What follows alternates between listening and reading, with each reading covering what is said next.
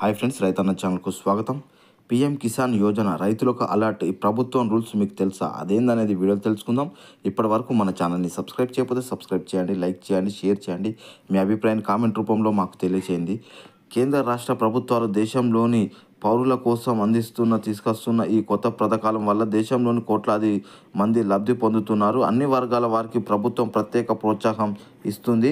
భారతదేశంలో 50% కంటే తక్కువ జనాభా వ్యవసాయంపై ఆధారపడి జీవిస్తున్నారు. అందుకే ప్రభుత్వం రైతులకు సంక్షేమంపై ప్రత్యేక శ్రద్ధ పెట్టారు. రైతుల ఆర్థిక పరిస్థితి బాగుపడేలా చేసుకుంటూ పలు కీలక పథకాలు అమలు చేస్తున్న అందులో ముఖ్యమైన పీఎం కిసాన్ యోజన.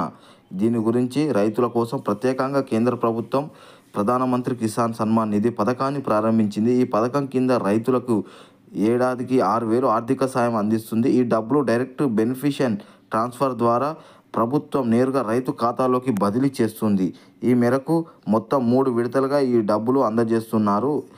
ప్రతి 3 నెలలకి 2,000 చొప్పున అందిస్తున్నారు. అయితే పెళ్లి కాని రైతులకు కూడా ఈ పథకం వల్ల ప్రయోజనాలు పొందుతారనే ప్రశ్న చాలామందిలో తలెత్తుతుంది. ఆ రూల్స్ ఇప్పుడు చూద్దాం.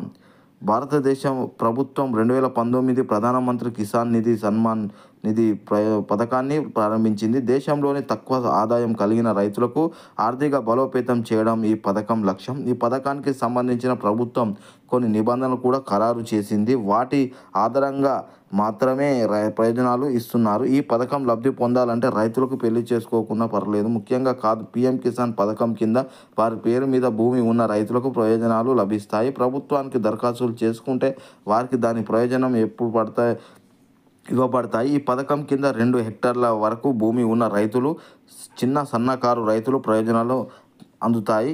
రీసెంట్గా పీఎం కిసాన్ 18వ విడత మోదీ అక్టోబర్ 5, 2024 తేదీన రైతు ఖాతాలోకి డబ్బులు పంట సాయంగా 2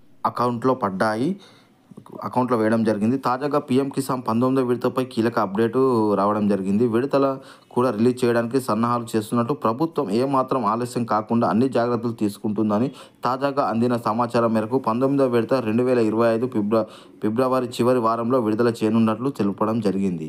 ఇప్పటి వరకు మన ఛానల్ని సబ్స్క్రైబ్ చేయకపోతే సబ్స్క్రైబ్ చేయండి, లైక్ చేయండి, షేర్ చేయండి.